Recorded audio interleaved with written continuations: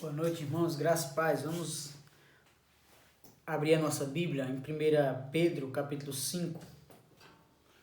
Primeira Epístola de Pedro, capítulo 5. A nossa meditação, a nossa pregação. Hoje vamos encerrar a nossa série de pregações, de exposições em 1 Pedro. Vamos terminar hoje, capítulo 5. Todo o capítulo nós vamos ler. Abra aí a sua Bíblia.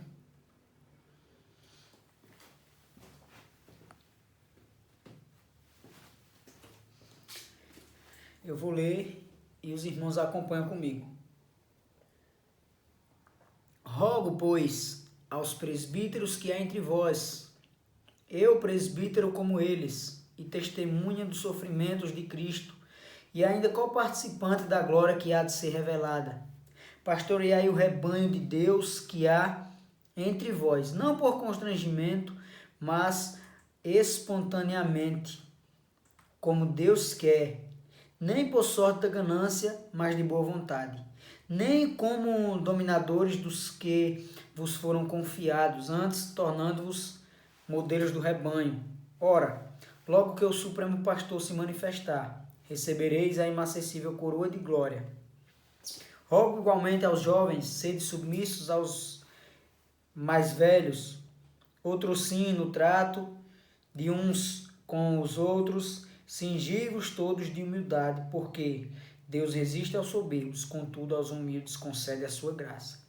Humilhai-vos, portanto, sobre a poderosa mão de Deus, para que ele, em tempo oportuno, vos exalte, lançando sobre ele toda a vossa ansiedade, porque ele tem cuidado de vós. Sede sóbrios e vigilantes. O diabo, vosso adversário, anda em derredor como leão, que ruge procurando alguém para devorar. Resiste-lhe firmes na fé, certos de que sofrimentos iguais aos vossos estão se cumprindo na vossa irmandade espalhada pelo mundo. Ora, o Deus de toda graça, que em Cristo vos chamou à sua eterna glória, depois de terdes sofrido por um pouco, ele mesmo vos há de aperfeiçoar, firmar, fortificar e fundamentar. A ele seja o domínio pelos séculos dos séculos. Amém.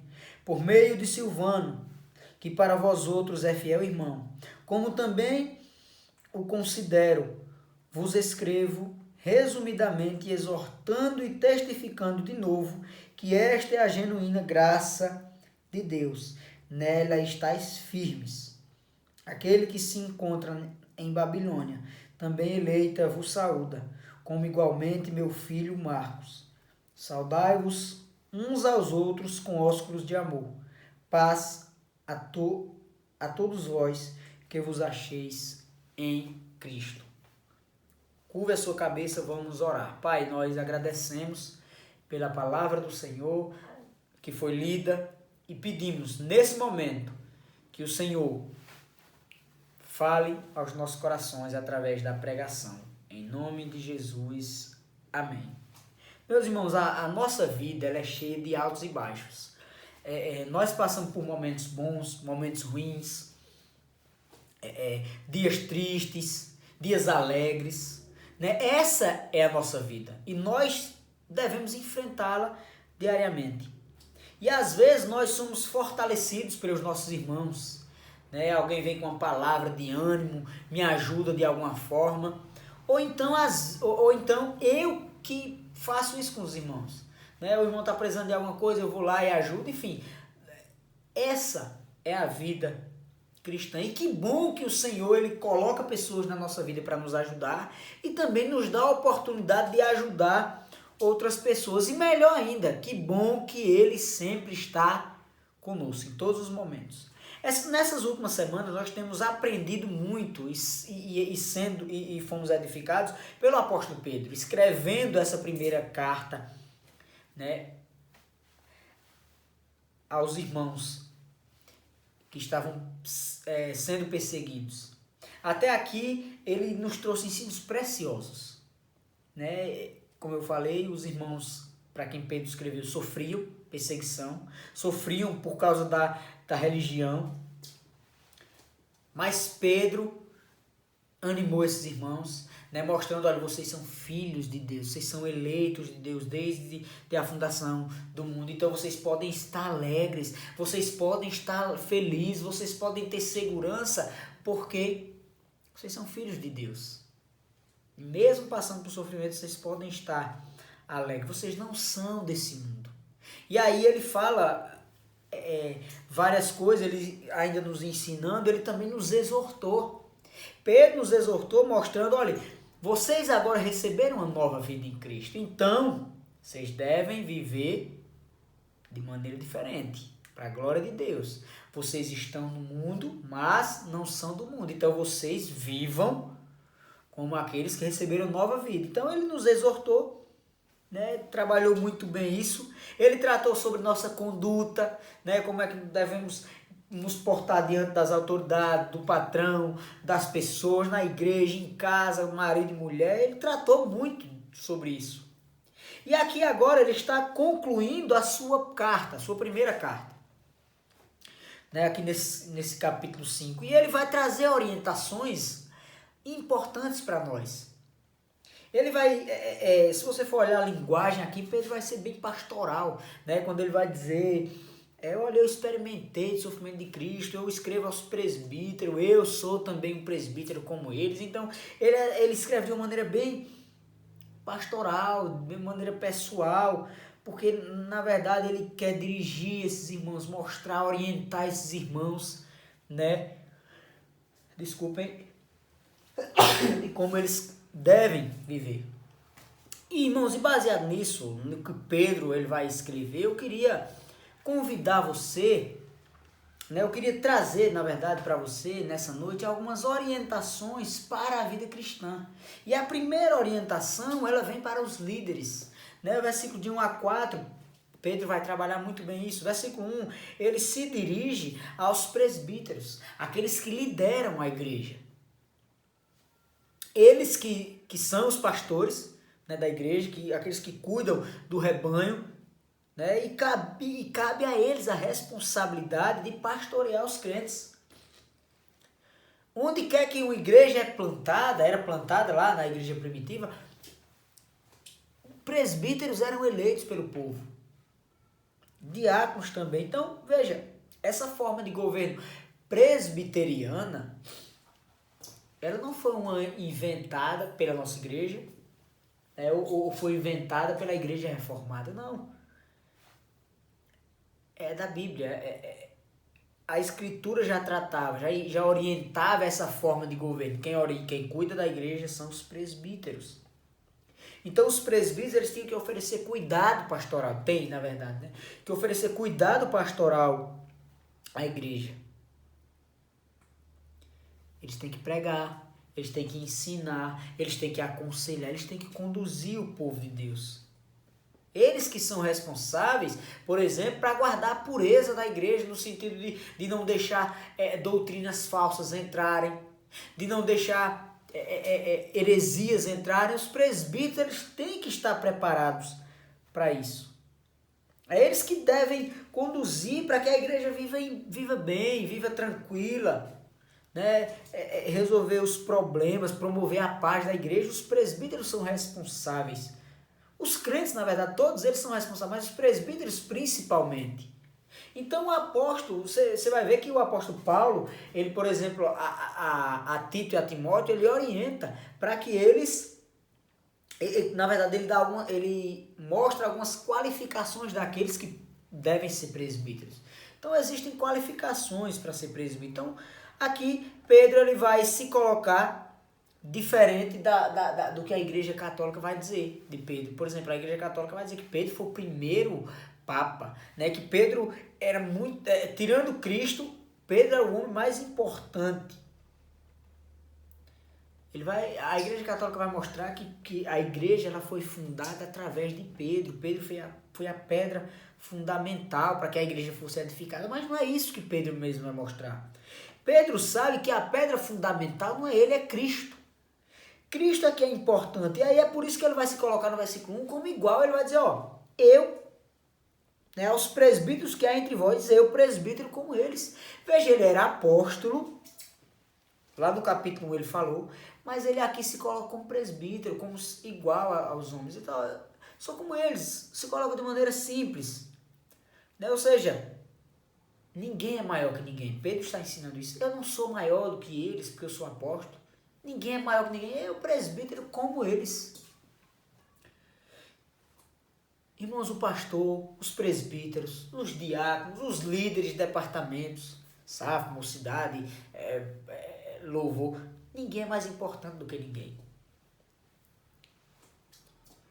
Todos são iguais, todos são importantes. A questão é que cada um tem uma função, isso é certo. Mas isso não quer dizer que um é mais importante do que o outro. E aí, a partir do versículo 2, Pedro vai trazer algumas recomendações para os líderes, de como eles devem conduzir a igreja. Primeiro ele vai dizer, pastoreai o rebanho de Deus que há entre vós. Um dia o próprio pastor, o próprio Jesus Cristo, né, o pastor, o bom pastor, que deu a vida pelas suas ovelhas, ele restaurou o ministério de Pedro. Pedro, que havia negado Jesus por 3 vezes, depois de um tempo teve o seu ministério restaurado. E o que foi que Jesus disse para ele? Pedro, apacenta as minhas ovelhas. E é interessante pensar nisso, irmãos, porque tanto Jesus mandou Pedro apacentar as ovelhas de Cristo, as minhas ovelhas, como aqui Pedro está dizendo, pastoreie as ovelhas de Deus que há entre vós. Ou seja, as ovelhas não são do pastor, elas são de Deus. A responsabilidade de cuidar, o presbítero, os pastores têm a responsabilidade de cuidar, mas as ovelhas são de Deus. O povo é de Deus, a palavra é de Deus. Tem líderes que conduzem as igrejas, as ovelhas, como se eles fossem os donos delas, o dono da igreja, como se ele é quem é o líder de tudo. Mas aí Pedro vai mostrar que as ovelhas são de Deus, e mais ele vai dizer que eles devem pastorear não por constrangimento, mas, espontaneamente. Irmãos, ninguém deve ser forçado ou constrangido a liderar, a ser líder de um departamento, a ser diácono, a ser presbítero, a ser pastor. Às vezes isso acontece e está errado. Né? Quer um exemplo? Às vezes a igreja está precisando de um diácono, né? de diáconos.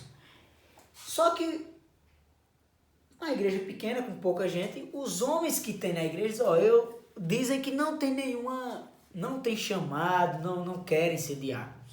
Mas aí insistem tanto para que eles sejam, que eles até aceitam. E aí eles são candidatos, são eleitos. Mas aí você pode ver que não dá certo quando isso acontece, porque essas pessoas, elas não exercem a função da forma correta.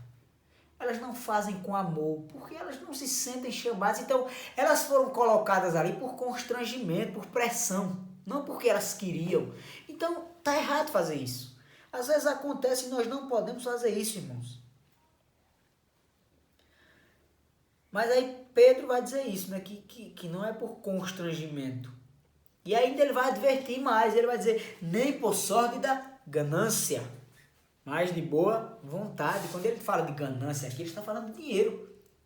E existem muitos pastores, entre aspas, que estão no ministério por dinheiro. Que na verdade não estão preocupados com o bem-estar das ovelhas, mas está preocupado com ele. Isso acontece, irmãos. Mas Pedro diz, não é por ganância, é de boa vontade. E aí no nosso contexto, graças a Deus, de igreja presbiteriana, os nossos presbíteros, por exemplo, presbíteros, diáconos, líderes de departamento, eles não recebem para isso. Eles não recebem para isso, para exercer a função, o ofício. Mas às vezes a ganância deles é por poder, status. Eu vou ser presbítero porque eu vou ser líder na igreja, eu vou ser diácono porque eu vou ser um líder, eu vou ser líder do departamento. Que na verdade não é por amor mas é por ganância, quer poder, quer demonstrar que é alguma coisa, que é melhor que os outros. E aí Pedro vai dizer, faça isso de boa vontade, não por ganância. Irmãos, muitos exercem cargo de liderança por isso. Porque acham que ser líder na igreja é ser mais importante do que os outros. É ter mais importante do que os outros crentes. E muitos, irmãos, muitos que acham que fazem isso, eles se acham donos da igreja, dono do departamento. Você pode ver, ó, alguém que foi eleito para ser presidente, sei lá, da mocidade. Se ele quer ser presidente da mocidade por ganância, por poder, pode ter certeza, ele vai transformar o ministério, o grupo de jovens como se ele fosse o dono. Ele que está certo. Ninguém pode dar opinião. Tudo é ele. Acontece. Então Pedro está dizendo, ó, é por boa vontade, não é por ganância não. Porque ele sabe, ele conhece o coração. Quando alguém vai por ganância, ele não vai fazer as coisas da forma correta. Irmãos, nós devemos entender, nós somos chamados, pastores, presbíteros, nós somos chamados para cuidar do rebanho de Deus.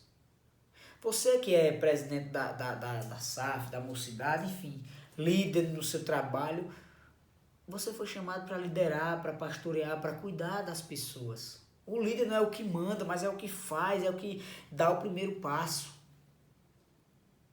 Nós somos chamados, presbíteros, irmãos, para isso. Os seus liderados, e aí Pedro vai mostrar uma questão aqui, é que nós devemos ser um exemplo, né? Nós temos que ser exemplo. E aí eu pergunto, meu irmão, aqueles que você é líder, os seus liderados, eles conseguem olhar para você como exemplo a ser seguido? Nessa noite você tem a oportunidade de vasculhar a sua vida, o seu coração, de analisar, peraí, eu acho que eu não sou um bom exemplo. Ou que é bom exemplo, enfim. Analise, se você perceber que você não é um bom exemplo, não continue da mesma forma, se arrepende, mude.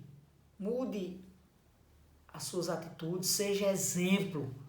É isso que Pedro vai dizer para eles, ó, seja exemplo para aqueles que você lidera, para as ovelhas de Deus. Faça tudo por amor a Deus. Ele vai mostrar isso no versículo 4. Logo que o Supremo Pastor se manifestar, recebereis a inacessível coroa de glória. O trabalho no Senhor não é vão. A palavra de Deus mostra isso. Mas entenda que a quem mais é dado, é a Bíblia que diz, também, a quem mais é dado, mais é cobrado. Entenda isso e exerça a sua liderança, seja ela qual for, em qual área for, para a glória de Deus e para o bem da igreja. Mas vem aqui a segunda orientação, e essa segunda orientação, irmãos, é para todos os crentes. Versículo 5 ao versículo 11, Pedro vai trabalhar isso. Depois de instruir os líderes a demonstrarem a disposição para servir, Pedro orienta os cristãos de forma geral a como eles devem se portar. A primeira parte do versículo 5, ele se dirige exclusivamente aos jovens. Ele vai exortar os jovens a serem submissos aos mais velhos. Que geralmente, né, naquele contexto lá, geralmente os líderes da igreja, os pastores, eles eram os mais velhos. Então, ele está dizendo, ó, sejam submissos aos mais velhos, aos líderes, àqueles que vocês são líderes. Irmãos, e essa é uma exortação atual. Os nossos jovens cristãos não têm respeito nenhum pelos mais velhos. As crianças, às vezes, não respeitam o professor, os pais. Às vezes, os pais não ensinam isso, né? Mas Pedro traz isso, ó, sejam submissos. Eles são seus líderes, eles são mais velhos que vocês, são mais experimentados, então vocês obedeçam o que eles falam. Irmãos, a submissão é uma característica cristã. Só essa submissão que Pedro está falando aqui, não é eu olhar para o meu líder, achar que ele é mais, que ele é poderoso, que ele é forte, que ele é o bam, vamos assim dizer, e obedecer ele por isso. Não. Eu obedeço, eu sou submisso a ele por amor a Deus. E é só o cristão que faz isso. Obedece por amor a Deus. Então é uma característica nossa, então devemos demonstrar que temos essa característica, devemos viver dessa forma. E aí Pedro vai instruir a sermos submissos, e depois ele vai falar do relacionamento. Depois que ele fala para os jovens para ser submissos, ele vai falar para os crentes agora de maneira geral, como eles devem se relacionar. Ele vai dizer, cingindo-vos todos de humildade. Irmão, cingir é o mesmo que vestir. Ou seja, vistam-se de humildade. Vocês devem vestir a roupa de humildade. Estudiosos vão dizer que naquela época que Pedro escreveu, os cristãos,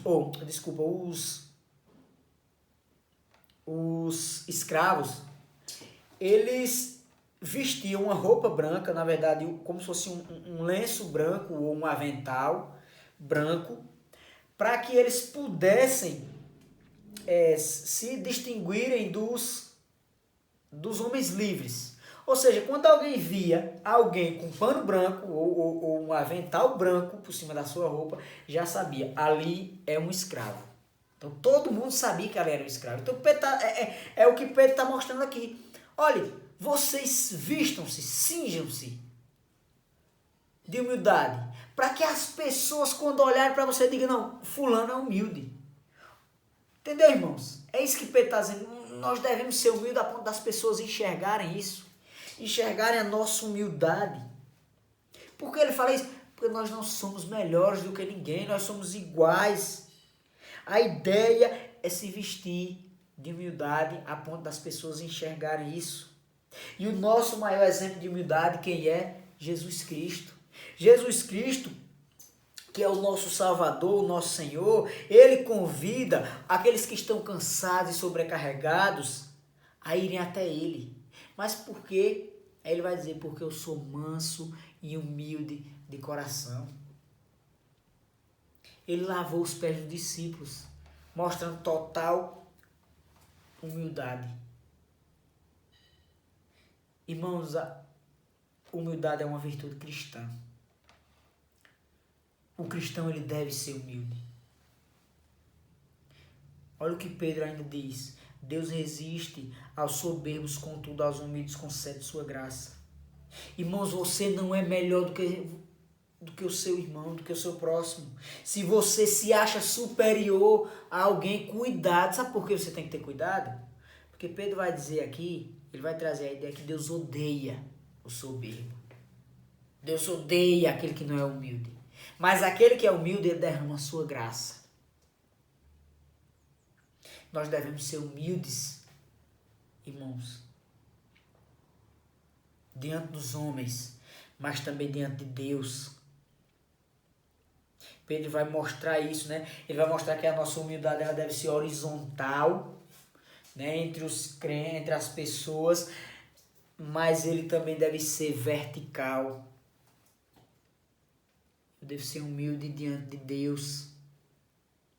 Ele vai dizer no versículo 6, humilhai-vos, portanto, sobre a poderosa mão de Deus, para que ele em tempo oportuno vos exalte. Percebe?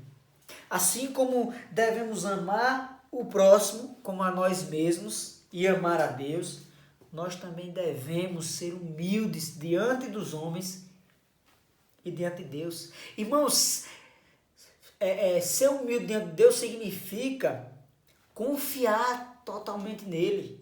Entender que eu sou dependente dele, que eu não consigo resolver as minhas coisas, que eu preciso de Deus. E aí quando eu entendo que eu sou incapaz de resolver as coisas, que somente Deus pode fazer isso, eu vou me humilhar diante dele. Eu vou me colocar diante dele de forma humilde. Isso foi ilustrado na parábola, por Jesus na parábola do fariseu publicano, lá em Lucas capítulo 18. eu acho que você vai lembrar. O fariseu, ele vai orar, e na sua oração, quando ele está orando, ele demonstra nas suas palavras que ele merece, que ele não tem problema nenhum, que ele não tem defeito, é aquele cara perfeito. Já o publicano não. O publicano, ele se coloca como alguém merecedor, humilde, que não merece nada de bom que vem de Deus.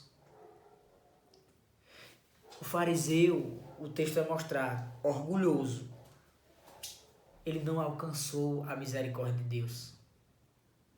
Mas o publicano, humilde, que se achava indigno, ele saiu justificado, o texto vai mostrar. E, irmãos, e às vezes nós agimos como fariseu. Nos achamos dignos das bênçãos de Deus, né? Porque achamos que nós não temos defeito, que o problema está no outro, não em nós. Que o outro que errou e eu não, eu estou de boa porque eu não fiz nada. Analise sua vida, vasculhe sua vida e seu coração, veja se você é desses. Limpe a sujeira do seu coração, se você achar, limpe. Eu lembro de um amigo meu, que logo quando ele era recém-convertido, ele tinha muito problema com falta de humildade. Ele era orgulhoso. Ele sempre se achava melhor que os outros, né? Principalmente na área espiritual. Ele achava que ele orava mais, que ele lia mais a Bíblia. Ele sempre se colocou assim. E eu lembro de uma situação que aconteceu, irmãos, para ver o quanto ele estava longe de Deus. Teve um determinado momento que a gente estava conversando sobre perdão. Sobre confessar diante de Deus, você orar pedindo perdão a Deus pelos seus pecados. E ele chegou a dizer que conseguia passar dias sem orar por perdão de pecados. E sabe por que ele não orava perdão de pecados? Porque ele dizia que ele conseguia passar dias sem pecar. Veja o quanto ele estava longe de Deus, o quanto não faltava humildade da parte dele. Ele conseguia dizer que conseguia viver sem pecar. E a Bíblia vai dizer que quem diz isso é um mentiroso. Então veja a situação dele. Graças a Deus, né, pela graça de Deus, Deus mudou ele não é mais assim, né? Graças a Deus. Mas às vezes nós fazemos algo parecido com ele, né? Quando nós colocamos o problema no outro. O problema só está no outro, eu sempre estou certo. Eu não vou resolver o problema porque não foi eu, foi fulano que fez, ele que resolva. Ah, fulano não está falando comigo. Ah, mas ele não está falando comigo porque ele que fez isso. E aí nós não queremos resolver. Nós nem oramos pela... Ah, eu não vou orar não, porque não foi eu. Ele que se vire com Deus. Percebe, irmãos, o quanto nós às vezes nos achamos... O quanto nós somos soberbos, orgulhosos. Achamos que não precisamos de Deus. Para que Deus mandou Jesus morrer? Se eu sou merecedor, né? Às vezes tem gente que age dessa forma. E aí, Pedro vai mostrar que não é bem assim. O Warren Wiersbe, falando sobre esse texto, ele vai dizer: Deus nunca exalta uma pessoa até que ela esteja pronta para isso. Primeiro a cruz, depois a coroa. Primeiro o sofrimento, depois a glória. Irmãos, nós somos totalmente dependentes de Deus. E diante da grandeza dele, nós somos insignificantes, nós não somos nada. É por isso que Pedro completa dizendo que devemos lançar sobre ele, né, sobre Deus, toda a nossa ansiedade, porque ele cuida de nós. Irmãos, o Senhor, nosso Deus, é quem cuida de todos os detalhes da nossa vida, todos os sentidos. Ele é soberano em tudo. Tudo está no controle deles, passa pelo controle da sua mão, o seu poder, por isso nós devemos descansar no Senhor. O apóstolo Paulo, ele escrevendo aos Filipenses, ele diz que para que eles não andassem ansiosos, ao invés deles andarem ansiosos, eles sejam conhecidas diante de Deus as orações, as petições deles, ou seja, ao invés de vocês ficarem ansiosos, Vão orar, vão ter vida com Deus, vão colocar o joelho no chão e orar ao Senhor. É isso que Paulo, na verdade, ensinou aos filipenses. O próprio Jesus, ele disse, lá no final do Sermão do Monte, ele diz assim, não andeis ansiosos pela vossa vida. E aí depois ele diz, observe, né? Observai as aves dos céus. Elas não semeiam, não colhem, nem ajuntam em celeiros. Contudo, vosso Pai celeste a sustenta. Irmãos, é o Senhor que nos sustenta, nós devemos ir até Ele. Eu sei que esse momento que estamos passando de pandemia traz uma ansiedade, traz um certo medo, mas nós não podemos fazer nada. O que nós podemos fazer é se lançar diante de Deus, orar, buscar ter vida de oração, porque Ele é quem cuida de nós, é Ele que está no controle dessa pandemia, de tudo isso, do mundo, de tudo que acontece, é Ele. Então é a Ele que devemos recorrer. E aí as recomendações de Pedro, elas vão seguir. Ele vai dizer que nós devemos, sim, confiar em Deus, né, mas devemos ter cuidado. No versículo 8 ele vai dizer, para sermos sóbrios e vigilantes, porque o diabo, o nosso adversário, ele está ali querendo nos tragar. Ele está procurando ali alguém para devorar. Sobriedade, irmãos, tem a ver com domínio próprio. Imagine alguém que não tem domínio sobre o álcool. E aí bebe demais. E você sabe, quando alguém bebe demais, que é embriagado, ela não tem sobriedade, ela não tem controle nenhum. E essa é a ideia de Pedro aqui. Não podemos deixar o diabo agir através de nós. Às vezes nós permitimos que ele use a nossa boca, que ele use a nossa mente, os nossos pensamentos. Falamos o que não devemos, pensamos o que não devemos. Nessa pandemia, nós, muitos cristãos, estão sofrendo com medo excessivo. E é o diabo que faz isso. Mas nós devemos lutar contra isso. Sobriedade e vigilância. Pedro vai mostrar isso. Devemos ser vigilantes. Devemos sempre estar alertas. Porque o diabo tenta a todos os momentos nos destruir. Problemas que acontecem na nossa vida. Pecados que nós cometemos e nós não confessamos e não nos arrependemos. Problemas que não resolvemos, né? Dificuldades com outros que nós não resolvemos. E o diabo usa tudo isso para nos destruir. Ele usa tudo isso para destruir a comunhão da igreja, para tirar a nossa paz, para destruir os relacionamentos, para tirar a nossa confiança em Deus. E aí é o que Pedro vai dizer: resiste-lhes na fé. E Tiago vai falar algo parecido. Ele vai dizer: resistir ao diabo e ele fugirá de vós. Irmãos, a maneira de resistir ao diabo não é achando que eu sou mais forte que ele, mas é mantendo a minha fé firme. Eu só vou me manter firme na fé se eu tiver um relacionamento com Deus. Se eu tiver o conhecimento correto acerca de Deus, do Deus que eu sirvo. Irmão, se eu não conheço a Deus, eu não vou conseguir confiar nele. Tem muita gente, tem muito crente, talvez você é um desses, que despreza o ensino teológico, que despreza o estudo bíblico, que despreza a pregação bíblica expositiva,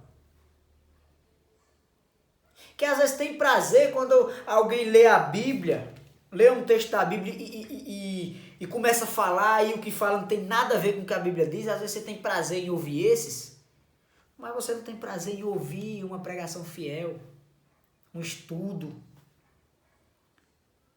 Nós estamos tendo nossos estudos bíblicos e poucos de vocês estão acompanhando. Os jovens têm o trabalho também de estudo bíblico e poucos estão acompanhando. 2, 3 no máximo, 4 no máximo estão acompanhando. E nós temos muitos jovens na nossa igreja. Irmãos, aquele cristão que tem um conhecimento superficial de Deus são os primeiros a esfriarem na fé. São os primeiros a cair na cilada do diabo. Quando passam por dificuldades, não conseguem entender que Deus está no controle porque não conhecem o Deus que serve. Precisamos conhecer a Deus, irmãos. Ler a palavra. Conhecer a palavra. Conhecer o nosso Deus. Senão nós vamos ser enganados pelo diabo. Enganados pelo ensino falso. Enganados pelas artimanhas dele que quer nos destruir. Precisamos conhecer o Senhor, ter um relacionamento com Ele para termos a nossa fé firme. Por isso eu preciso ler a Bíblia, orar, ter vida com Deus. Tenha vida com Deus, meu irmão, minha irmã. Às vezes você não lê a Bíblia, não ora. Às vezes, não faça isso. Quando passamos por dias difíceis, somos tentados a achar que nós estamos sozinhos. Que somos os únicos a passar por dificuldades. E essa é uma arma que o diabo usa para nos tentar, né? Para mostrar para você, ó, tá vendo? Deus, ele é injusto com você. Como é que você serve a ele e passa por dificuldade financeira? Como é que você serve a ele e passa por problema de saúde? Mas Pedro, é o que Pedro vai mostrar no versículo 9. Ele vai mostrar que outros irmãos nossos também passam por dificuldades. Ele vai dizer, certos de que sofrimentos iguais aos vossos estão-se cumprindo na vossa irmandade espalhada pelo mundo. Meu irmão, você está sofrendo nessa pandemia? Você está sofrendo injustiças por ser cristão? Você está sofrendo porque resolveu lutar contra o pecado? Você sofre com problemas, seja de saúde, financeiro, seja lá qual for, você sofre. Outros irmãos nossos também sofrem. Você não está sofrendo sozinho, não é só você que passa por problema de saúde, que está sofrendo na pandemia, que passa por problema financeiro, não é só você não. Tem vários, Pedro vai mostrar isso. Pesquise sobre a igreja perseguida que você vai entender o que é que eu estou falando e o que é que Pedro está falando. Mas em meio a tudo isso existe consolo para nós. Versículo 10 está escrito, ora, o Deus de toda graça, que em Cristo vos chamou à sua eterna glória, depois de ter sofrido por um pouco, Ele mesmo vos há de aperfeiçoar, firmar, fortificar e fundamentar.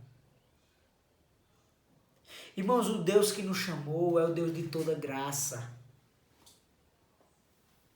Nós podemos até ser atacados pelos ímpios, pela pandemia, pelo próprio diabo, mas devemos estar tranquilos porque a nossa vida está nas mãos de Deus. Aquele que derrama graça sobre o seu povo, aquele que nos amou mesmo sem merecermos, enviou o seu próprio Filho, Jesus Cristo. Mesmo quando nós falhamos, pela graça dele, Ele nos perdoa, Ele nos purifica. Quando nós caímos, Ele nos levanta. Não porque merecemos, mas porque Ele é bom, porque as suas misericórdias duram para sempre. Elas se renovam a cada manhã, elas são o fato, elas são acaso nós não sermos consumidos. Ele nos elegeu desde a fundação do mundo e nos chamou para a sua eterna glória. Irmãos, às vezes nós passamos por determinados sofrimentos porque Deus, Ele quer que nós passemos para nos animar, para nos aperfeiçoar, para nos fortalecer, nos firmar, nos fortificar, nos fundamentar, para nos transformar à imagem do seu Filho. O apóstolo Paulo, ele vai dizer que todas as coisas cooperam para o bem daqueles que amam a Deus e que são chamados segundo o seu propósito. Irmãos, na luta, no sofrimento, o Senhor está nos transformando à imagem de Cristo, Ele está nos aperfeiçoando. É igual o fogo, Pedro já falou sobre isso, né? É igual o fogo que purifica o ouro. Assim, o sofrimento, as lutas, elas nos purificam, elas nos traz mais para perto de Deus.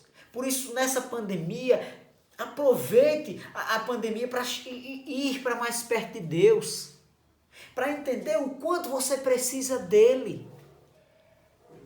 Aproveite, não deixe esse momento passar sem que você aprenda nada.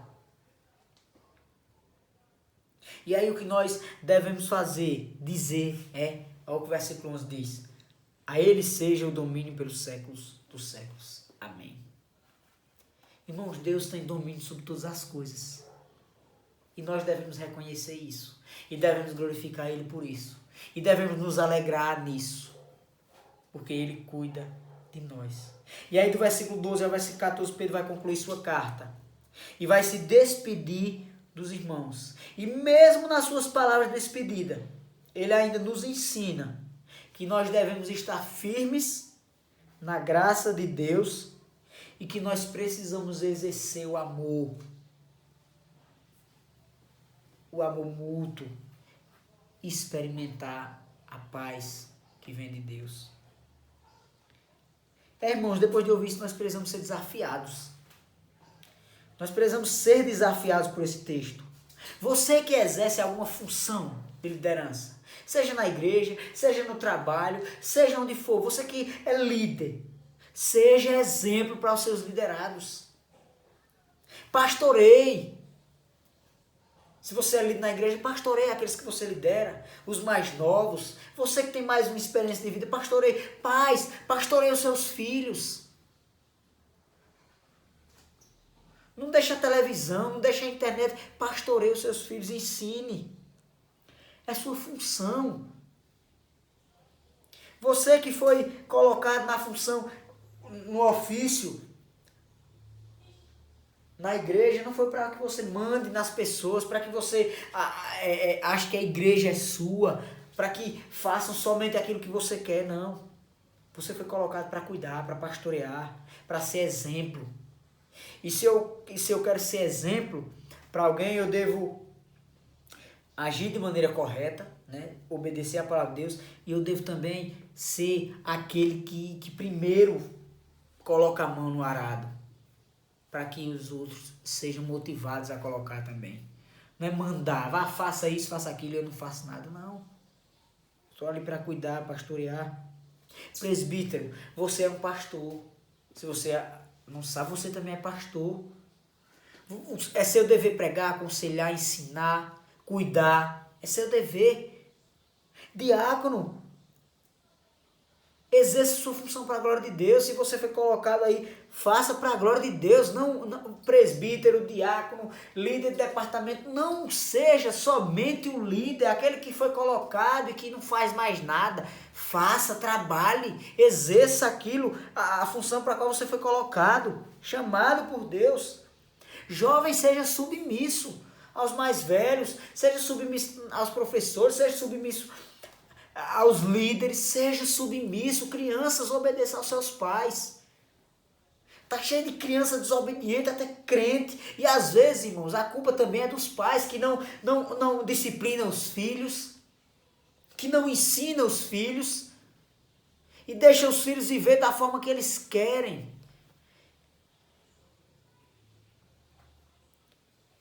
Crente, reconheça sua pequenez. Reconheça que você não é nada. Eu não sou nada. Somos pequenos. Somos imerecedores de tudo de bom que vem de Deus. E quando você entender isso, seja humilde. Seja uma pessoa humilde. Trate bem os outros. Não se ache porque você é melhor que o outro, porque você tem um salário melhor, porque você tem um emprego melhor, porque você tem uma função, exerce um cargo de liderança. Não ache que você é melhor que aqueles outros que estão lá, não. Diante de Deus, todos nós somos pecadores que merecem o inferno, a condenação eterna. Mas pela graça de Deus, Ele resolveu nos amar. Se coloque como dependente de Deus. Você depende dele para tudo. Até o ar que você respira, se Deus cortar, você morre. Reconheça tudo isso e se humilhe diante de Deus. Se coloque diante de Deus em humildade. Vigie. Não deixe o diabo roubar o seu tempo com Deus. Não deixe o diabo dizer que Deus é injusto com você, porque você está passando por isso. Não, entenda, outras pessoas também passam, muitas vezes eu passo, você passa, para ser aperfeiçoado por Deus. Porque Ele cuida de nós, porque nos ama. Agradeça por isso diariamente, seja grato a Deus. Faça com que os outros enxerguem isso. Né? Seja uma testemunha do Senhor onde você estiver. Faça com que outras pessoas enxerguem. Deus é bom.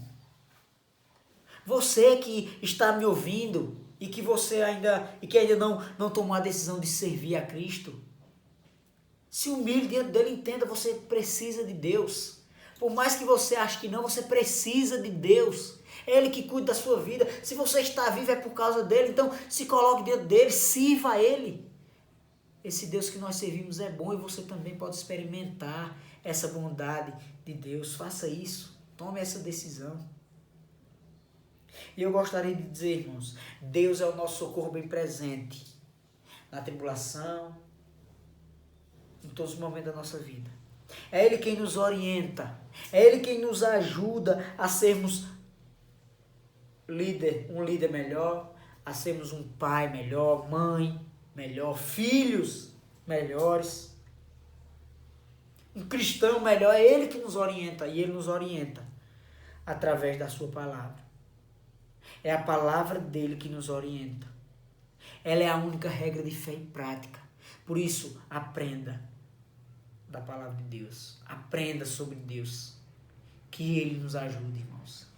Que Ele nos edifique. Que Ele nos abençoe. Vamos orar. Pai, obrigado pela Tua palavra que falou aos nossos corações.